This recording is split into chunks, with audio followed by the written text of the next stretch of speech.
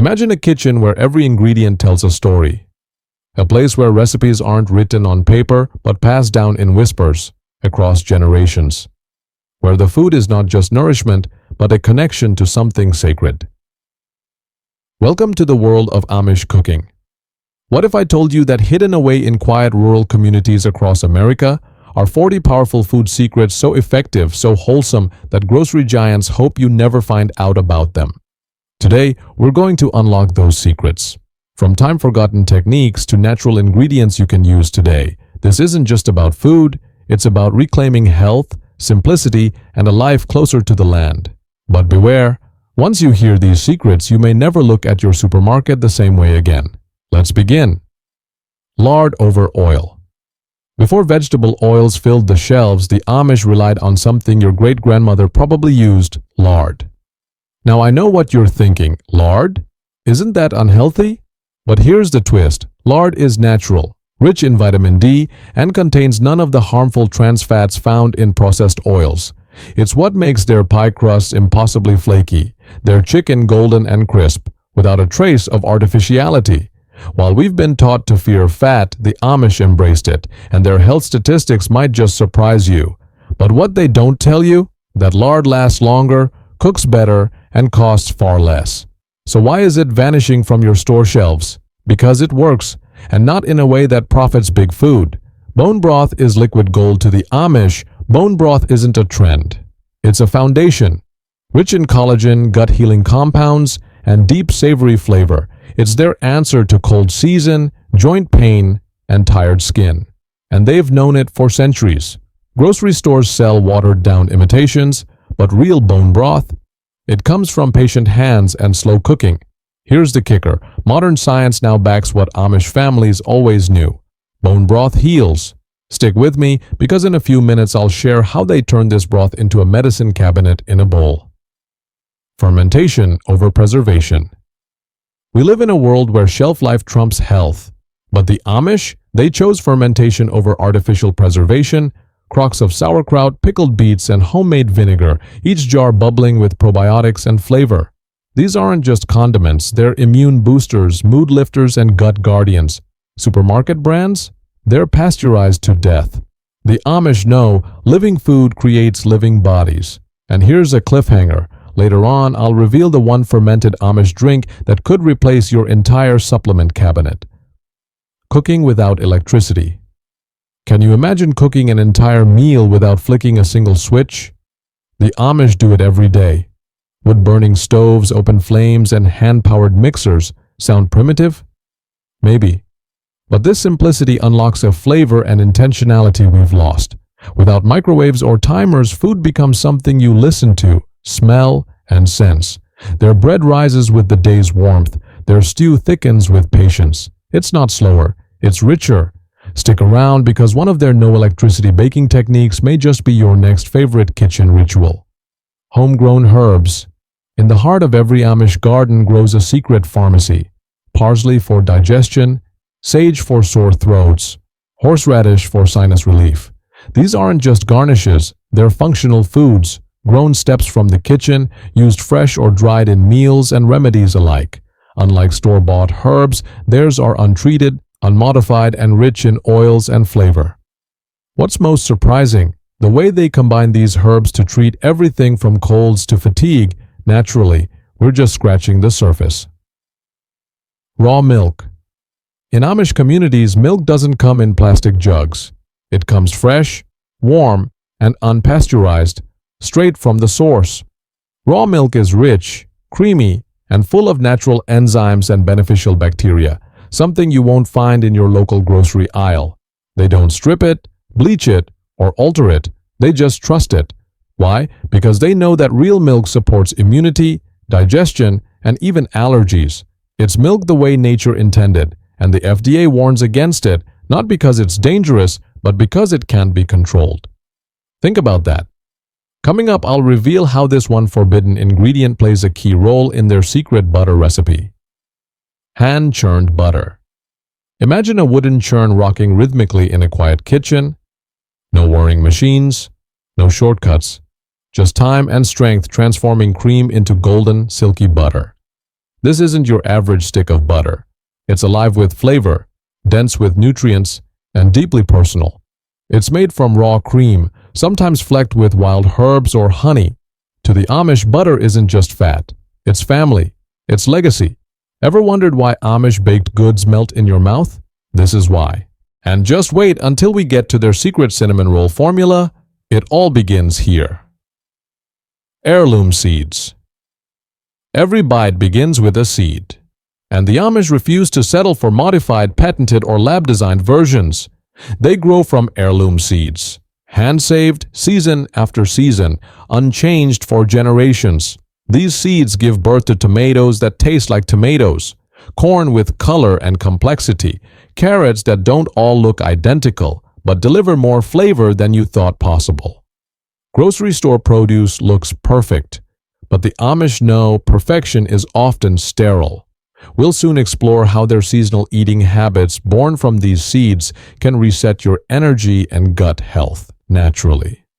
Cold storage, not refrigeration. What if I told you that refrigeration, something we depend on daily, isn't always the best way to keep food? The Amish use root cellars and ice houses, cool, dark spaces to store vegetables, dairy, and even meat. This isn't just tradition, it's preservation through temperature and humidity balance. Modern fridges strip moisture and dull flavor, but a cellar keeps carrots crisp for months, apples tart, and cabbage firm for kraut. Want a food system that won't collapse when the power does? They already have it. Community meals. In Amish life, meals aren't just personal, they're communal. Barn raisings, weddings, church Sundays, every event is anchored in shared food. Dozens of hands cooking, peeling, chopping, baking. Recipes multiplied by 20, yet perfectly executed. But the true secret? Portioning without waste. They serve hearty, nourishing meals, but every scrap is accounted for. Leftovers are reincorporated, not discarded. It's food as a unifier, a glue, a rhythm. And if you stay tuned, you'll discover their astonishing zero-waste kitchen method. No processed sugar sweetness isn't banned in Amish homes, but refined white sugar is a rarity. Instead, they lean on raw honey, sorghum syrup, maple sap, and molasses, each with their own flavor, minerals, and history. Their pies taste deeper, their cookies richer, their breakfasts sweet but nourishing.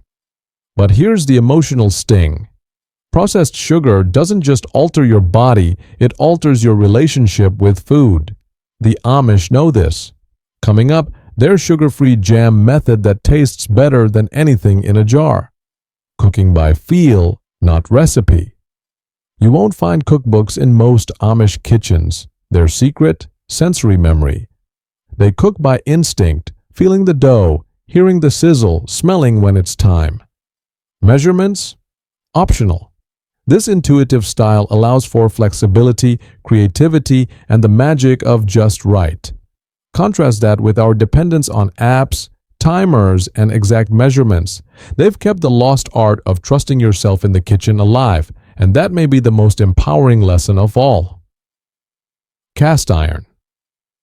Everything in Amish kitchens, cast iron isn't trendy, it's essential. Heavy, seasoned, and eternal. These pans cook evenly, retain heat, and develop flavors you just can't fake. They don't use non-stick coatings. They don't need them. From cornbread to fried chicken, their cast iron carries the seasoning of decades. It's not just a pan. It's a legacy piece, passed down like a family name. Later, I'll tell you how Amish women season theirs using something you probably throw away. Cooking with the seasons. What's for dinner? Depends on the garden. The Amish don't fight nature, they cook with it. In spring it's asparagus, spinach, rhubarb. In summer, tomatoes, sweet corn, cucumbers. In fall, root veggies. In winter, stored squash and stews. Eating seasonally isn't just sustainable, it's a way to ensure peak flavor, nutrition, and harmony with your body's rhythms. Grocery stores offer everything all the time.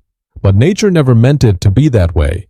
Preserving the old-fashioned way before refrigeration, there was canning, drying, smoking, and pickling. The Amish excel in all of it. Rows of canned peaches, strings of drying herbs, smoked hams wrapped in cotton cloth. Each technique preserves not just the food, but the season, the memory, and the moment. Supermarkets push you to buy more, but Amish pantries are stocked with wisdom, each jar a note in a culinary symphony. Stay with me, because in a moment you'll learn the lost art of natural meat preservation without chemicals.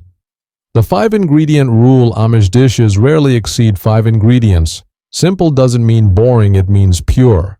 Think fresh eggs, real milk, hand-ground flour, lard, and salt. That's all it takes to make a perfect pie crust. No fillers, no preservatives, no 20-syllable additives. The fewer the ingredients, the more the flavor shines.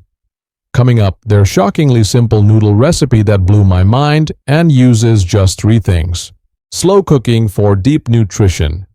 In a world of instant pots and microwaves, the Amish still let time do the work. Stews simmer from sunrise to supper. Beans soak overnight. Meats are marinated for hours, sometimes days. Their secret isn't just technique, it's patience. And patience pulls nutrients from the marrow, the skin, the roots. The longer the cooking, the deeper the flavor, and the stronger the nourishment. And here's the truth: time is the one ingredient modern kitchens have forgotten. But for the Amish, time is flavor. And time is love. Coming up soon, how they cook their beans without bloating or bitterness. Handmade noodles. These handmade noodles are tender, rustic, and infinitely better than anything in a box. Cut by hand, dried on cloth lines, rolled with care. They don't use preservatives or quick-boil tricks because they don't need them. This isn't just pasta, it's a family tradition, often made together generation to generation. And when they serve it in their chicken broth, it's more than a meal. It's comfort incarnate, salt that heals. The Amish don't buy bright white iodized salt from plastic containers. They use mineral-rich salts, coarse, pink, gray. Salt that still carries the earth's essence. Why? Because real salt brings balance, not just flavor. It helps preserve, it supports adrenal health, and it even enhances digestion. They salt vegetables before fermenting. They cure meats with it. They even add it to tea on hot days. It's not the enemy. It's a tool, a healer, a preserver of food and of life. Later you'll discover how they pair salt with vinegar for an ancient electrolyte tonic. Cooking with children. In Amish kitchens, children aren't sent away, they're invited in. By age 6, many kids know how to knead dough, collect eggs, stir batter, and pick herbs. This isn't child labor, it's legacy training. It's how culture survives. Teaching a child to cook is teaching them self-reliance, intuition, and connection to creation. Imagine a world where every child could make their own nourishing meal, instead of depending on packaged snacks. That's the world the Amish are building, and I'll show you soon how their mealtime traditions shape lifelong health. Natural sweet drinks. While most kids sip sodas and neon-colored sports drinks, Amish families turn to something far more powerful: Switchel, a simple blend of apple cider vinegar, raw honey, ginger, and water, served cold in summer or warm in winter. It quenches thirst, balances electrolytes, and heals the gut. This is how they hydrate during hard work on hot days, not with chemicals but with wisdom. And soon I'll share the exact ratio they use to flavor without overwhelming the system. Cider vinegar in everything. Apple cider vinegar isn't just for pickling in Amish homes. It's medicine. They add it to water for digestion. Use it in marinades, preserve vegetables with it, soothe sore throats, clean with it. It's a cornerstone of their cooking and their healing. The secret? They make it themselves, from apple scraps, in barrels, left to ferment with nothing but time and air. Store-bought versions don't compare. And when paired with honey and garlic, it becomes their go-to cold and flu remedy. We'll cover that recipe soon. Zero waste mentality. In an Amish kitchen, nothing goes to waste. Eggshells become compost. Bones become broth. Old bread becomes stuffing. Even bacon grease is saved for cooking vegetables. Every part of every ingredient is honored. This mindset not only saves money, it deepens gratitude. Where modern kitchens toss out peels, ends, and skins, the Amish see purpose. And in that purpose, they find freedom. Up next, how they turn kitchen scraps into garden gold, and how you can do the same. Meal planning without refrigeration. Imagine preparing a week's worth of meals without a fridge. The Amish do just that. Their secret? Planning, preservation, and simplicity. They cook large batches, use drying, salting, or cellar storage. Meals are planned with intention, not impulse. Leftovers are repurposed. Soups become stews. Roasts become sandwiches. Their food system is resilient and deeply sustainable. Could you go 3 days without refrigeration? They go a lifetime. Sunday suppers. Sunday isn't just church day, it's feast day. The Amish gather for their largest meal of the week, often after worship, where fried chicken, potatoes, fresh pies, and hot rolls take center stage. But more than the menu, it's the rhythm that matters. The pause, the laughter, the shared blessing. It's how they reset the week, reconnect, refuel, not just physically, but emotionally. Soon, I'll walk you through their full Sunday supper layout and how to recreate it at home. Cabbage is queen to the Amish. Cabbage is more than just coleslaw. It's the core of their nutrition strategy. Fermented into kraut for gut health, fried in butter for richness, or served raw for crispness. It grows fast, stores well, and heals from the inside out. It's no wonder they call it a winter warrior. Cook once, eat twice. Efficiency isn't about cutting corners, it's about honoring effort. Amish mothers plan meals so that today's roast becomes tomorrow's stew, and extra noodles are baked into a casserole. Nothing is wasted. Every meal builds upon the last. Wood-fired ovens, crackling fire, radiant heat. The smell of sourdough rising inside brick walls. Wood-fired ovens aren't just tools, they're flavor makers. They give bread crusts their chew, pizza its char, and homes a comforting aroma of ancestral warmth. Pumpkin everything in Amish kitchens. Pumpkin is more than pie. It's butter, pudding, soup, and even part of meat dishes. It's nutrient-dense, easy to store, and deeply tied to the harvest season. Come fall, every kitchen glows orange, and every dish tastes like Thanksgiving. Community cookbooks. There are no celebrity chefs here, just handwritten recipe collections passed between church pews and quilting bees. Recipes that tell stories. Notes like, add more sugar if serving to the millers. These cookbooks aren't sold, they're shared in love. Wild foraging. What others call weeds, the Amish call medicine. Dandelion for liver health, nettle for iron, purslane for omega-3s.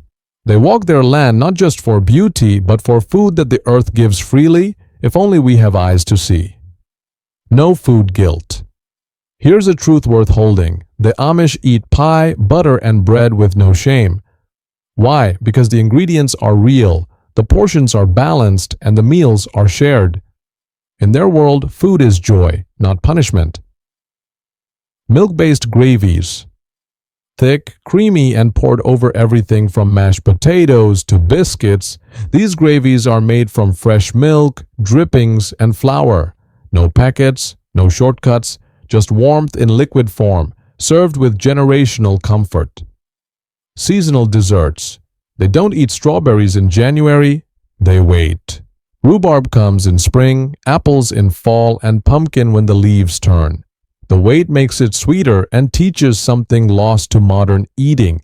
Anticipation is part of the flavor. Bread as centerpiece.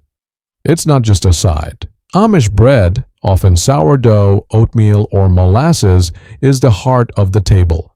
Served warm, thick-sliced with butter so rich it drips. It invites sharing, breaks silence, and grounds the meal in something whole.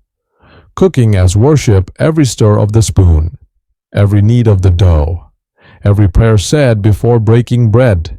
In Amish homes, cooking is sacred, a chance to create, to nourish, to honor the day's work. It's prayer in motion.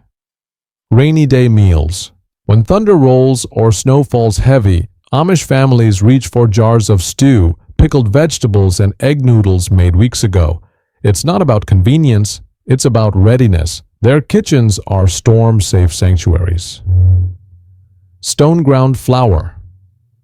The flour they use is coarse, uneven, and bursting with wheat germ, bran, and flavor.